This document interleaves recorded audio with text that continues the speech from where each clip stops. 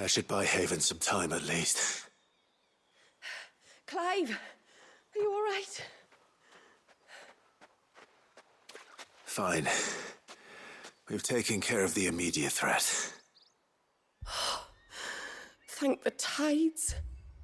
I was worried I was going to lose you both. Talor, he took a sudden turn for the worse just after you left.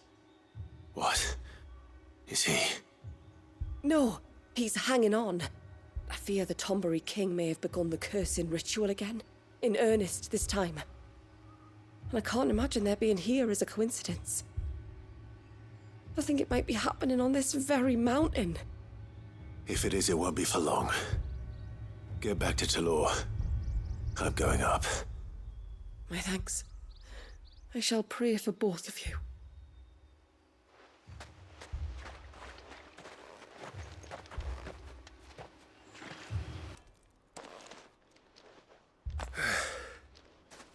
Looks like that's the last of them. Out here, anyway. But beastmen do like dark places.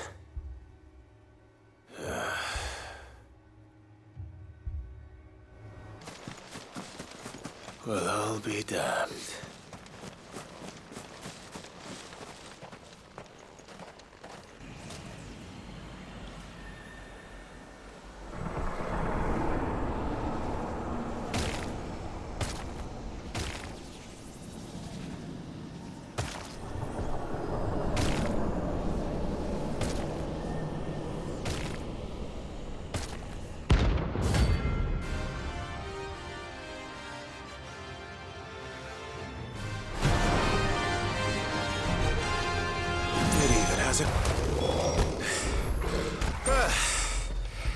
It's done. Clive! Is it done then? It is. I was going to ask if there had been any change in Talor's condition, but judging by that smile on your face, I think I already know the answer. You do? Talor! He's back!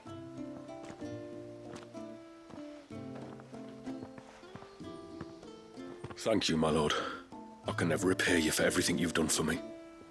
I owe you my life. I'm just glad the curse is lifted. There is one thing I'd like to know, though. If you don't mind my asking. What made you seek the Tombury's help in the first place? Oh, that, well, you deserve to know. It was years ago now, back in my trading days. The Sons of Greek arrested me in Oriflamme, chained me up in a lightless cell with a great sword hung over my head, ready to fall if I didn't confess. Though they never said to what. I didn't, of course. So eventually they just let me go. And I never told a soul. Tried to forget it ever happened. But then you came along and the sight of your sword brought it all flooding back. I couldn't sleep, couldn't eat, couldn't hardly breathe, and I thought that if I gave my old chain to the Tomburys, maybe they could take all that pain away. All that anger. But it only made it worse. Oriflamme has fallen. And the men who tortured you likely fell with it. If only I'd known, I might have spared everyone a lot of trouble. I'd convinced myself that you were like them, that all outsiders were the same, but you're not. Far from it. Thank you, son. Thank you.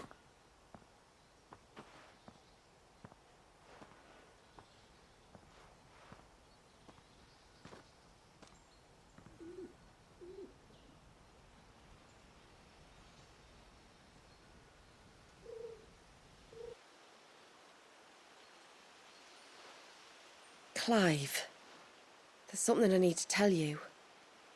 After we parted ways on the path to the cloak, I went straight back to Talor and explained to him what you were doing on his behalf. And just like that, his pain began to fade. What do you mean? Just like that? The Tombury King would have still been alive.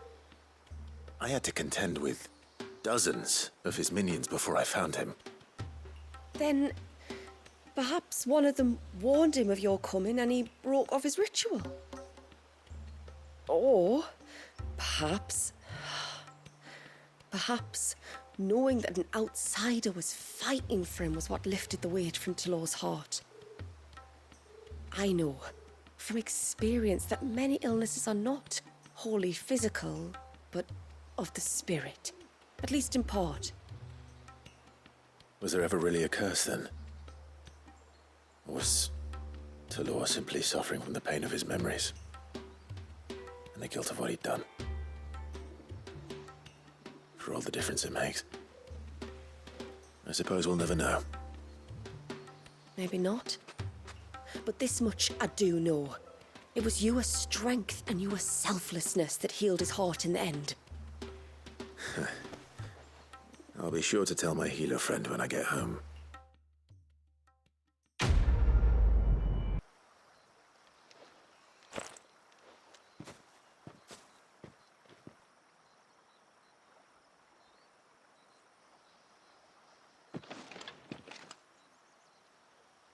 Return to the sea, and to the clouds rise again.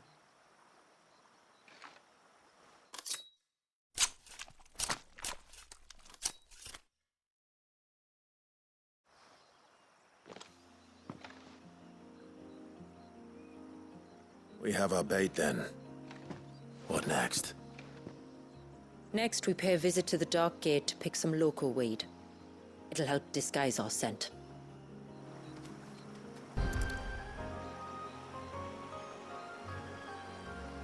Is this it?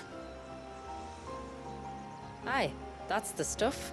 Crush the leaves between your fingertips and rub them on your clothes.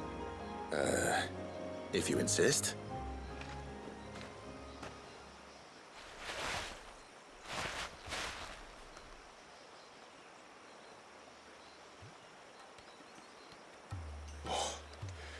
You could have warned me about the smell. Like corruption, isn't it? We'll have an honor guard of flies before long. But it'll stop the Givra from noticing us. Its nose will tell it we're nothing but a feast for worms. Oh, I feel so much better. We can wash it off afterwards.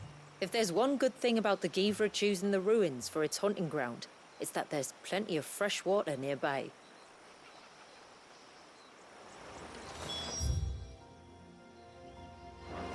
Be safe.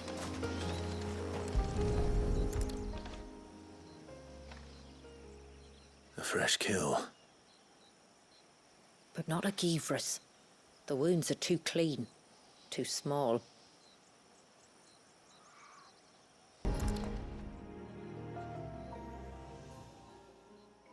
These look like a predator's tracks.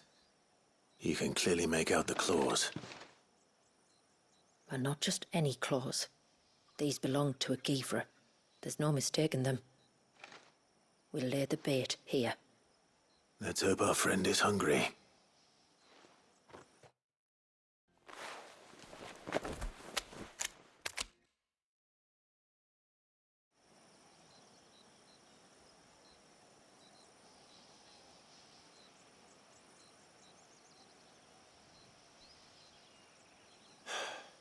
Still no sign. Patience, Clive. Hunting's not something you can rush. Have you stalked these beasts before? Once. Givras are fast, so the job called for a bearer. But even with my knack, it was a close-run thing. Not many leaders would take such risks for their people. Says the man who battled an icon to save a boy he barely knew.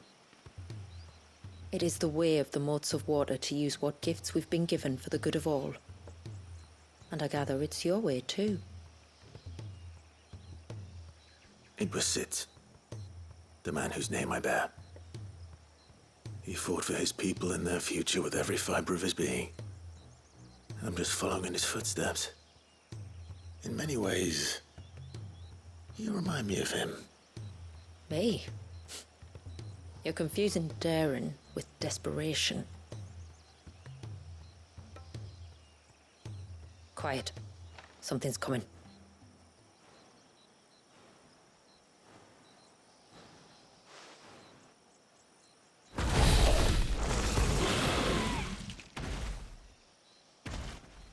guest has finally arrived. Shall we greet him?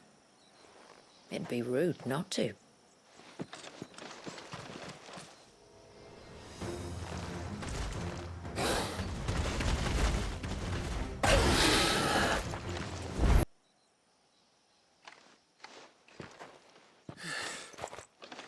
You weren't exaggerating when you said they were dangerous.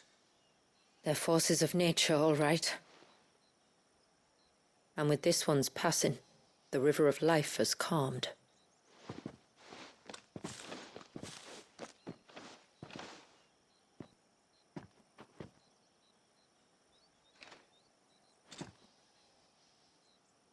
O roaring torrent, son of storms, may your spirit run free in the open ocean.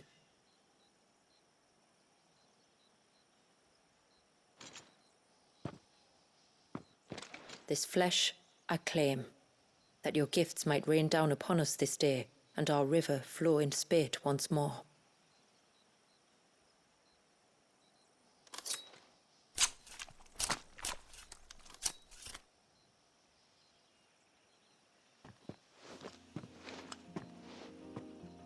Well then, let's return to the village. We must get this tongue to Yamila before it spoils.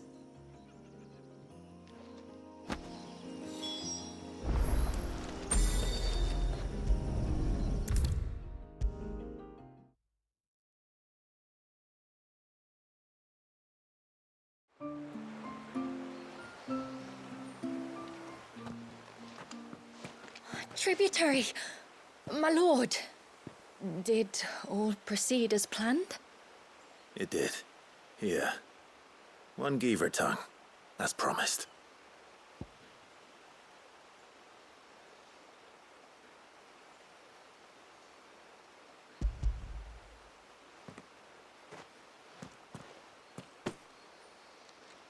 Oh, thank you. I shall add it to the broth at once. By your leave, tributary. If there is anything else that we can do to help, you need only ask. No, no.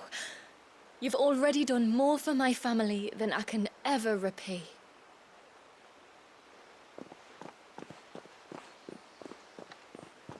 Just as you have, Clive, for my family. I only regret that I have nothing to offer you in return but my gratitude. It's more than enough. Besides, I'm no less grateful to you. For what? For welcoming my friends and I into your midst. For showing us how your people live. For reminding me that the world we strive to create, where bearers can live alongside their fellow men in peace and comfort, is no mere fantasy. I'd hardly call it comfort. Every day is a struggle. Though we do at least struggle together, it's true. As must we all. I only ask that you remember the cost of using your gifts as a bearer. I know that you feel it's your duty to do whatever you can to help your people. But you have a child to think about now. And Wallis has lost enough. I shall bear that in mind. That's all I ask. Oh, and if there is anything else that we can do to help, well, you know. Thank you. Truly.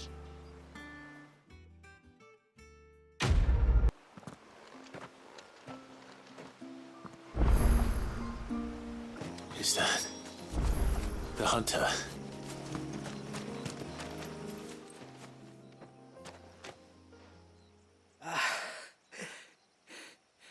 It's you. Nasef's savior. Are you all right? What happened? I was tracking an ibex when a great spout of water struck me square in the back. Sent me flying all the way across the clearing. Did you see what made it? No. All I heard was a noise. An ear-splitting din.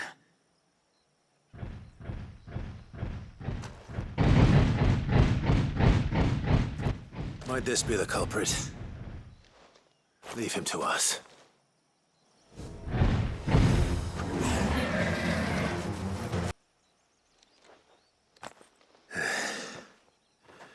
Well, that wasn't too bad. Hardly a threat to the village, but you can't blame the boy for being scared.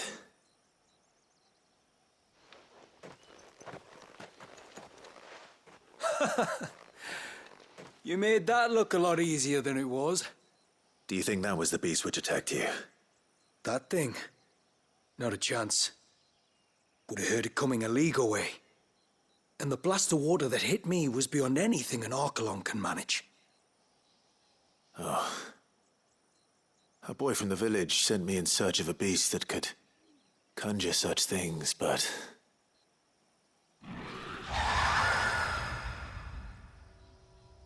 That's it. That's the noise I heard. Sounded like it came from the ruins. I'll go. You head back to Haven and see a healer. Be safe.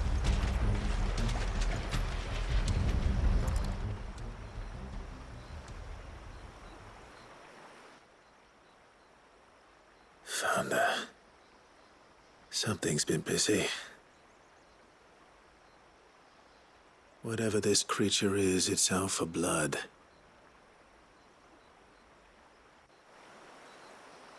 But it's not having ours. Stay close, Torgal.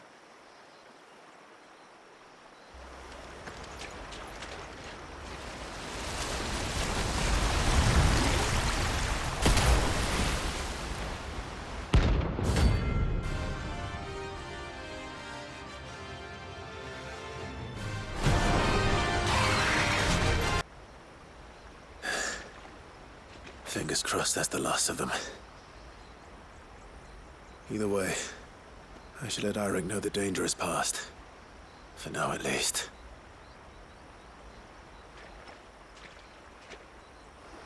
Tell you, you're not to go out into... You're back! So? Did you find the fiend that attacked me and young Eirik here? I did. It won't be troubling you anymore. Yes! I knew you'd get it. Only because you warned me of its existence. Not that you should ever have learned of its existence, but all's well that ends well, I suppose. What was it anyway? A manifestation of Leviathan's power. When we visited Wallius in the Surge, he was angry and afraid. The Icon summoned these creatures for his protection. Though why one would be wandering the ruins of Riversmeet, I don't know. Maybe it was looking for his mum.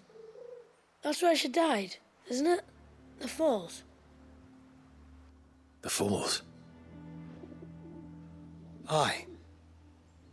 When they took her baby, she threw herself off the top.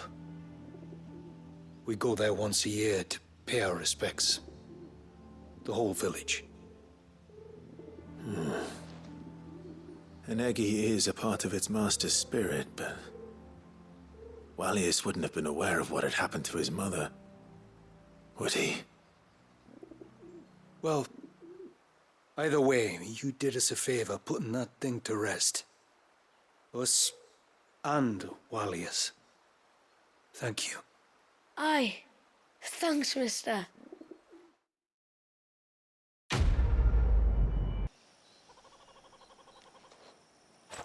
Looks like that's the last of them. Now, where's the grave?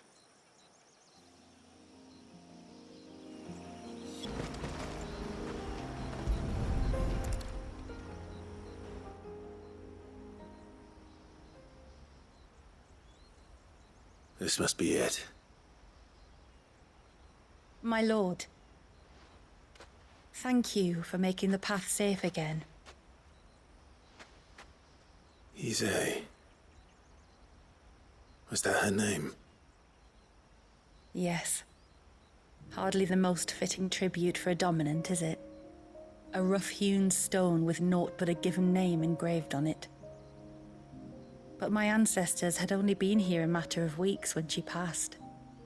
Every day was a struggle to survive. They had neither the time nor the energy to devote to a more elaborate memorial. Yet they spared what they could to grant her wish, that even in death she might continue to watch over her home. She lived down there then? In the ruins? That's right. They were once the living quarters for those who served up in the temple. When the Northern Thanes sent her here to weave her spell, this was where she and her retinue stayed. There were priests, handmaidens, and a knight sworn to shield her from harm. Of course, they were all gone by the time my ancestors arrived, fled or dead in the Western Wars. All except Isay, who remained till the end. Alone. Indeed. At least, that is the story as it's been handed down in Haven. But there is an epilogue to the tale. One known only to Lady Shula and myself. Some years after Isay's passing, you see, my grandmother came here to tend the grave, and found a stranger kneeling before it. A knight, dressed head to toe in plate. She asked of him who he was and whence he had come, but received no answer. The only words he spoke were, "Tell me true, whose grave is this?" So she told him of how her people had met and cared for Isay, and how she had died. His only reaction was to stare up at the air of hours in silence. Then he left, never to be seen again. You said he was wearing plate. Was it black and gold? Do you know something of him? When we went up to the Air of Hours to unravel the spell, we were set upon by a shade in the shape of a knight in full plate. It manifested in front of the Vare, and in its ether, I felt Shiva, the witch. You think this may have been the same man my great-grandmother met? Isay's knight? I don't know. Maybe. All I can say for sure is it was intent on protecting her creation. Or perhaps her spirit? What remained of her ether, preserved in the Vare? Perhaps his spirit too became enraveled in her spell, frozen in an eternal vigil. Till we ended it. If the shade you fought was Isay's knight, then ending it was the greatest gift you could have given him. Now he can return to the sea, to be with his lady once more. And if his spirit should ever return here to visit her grave, I shall ask his name, that I might carve it in the stone next to hers. That they might be together. Once and for all.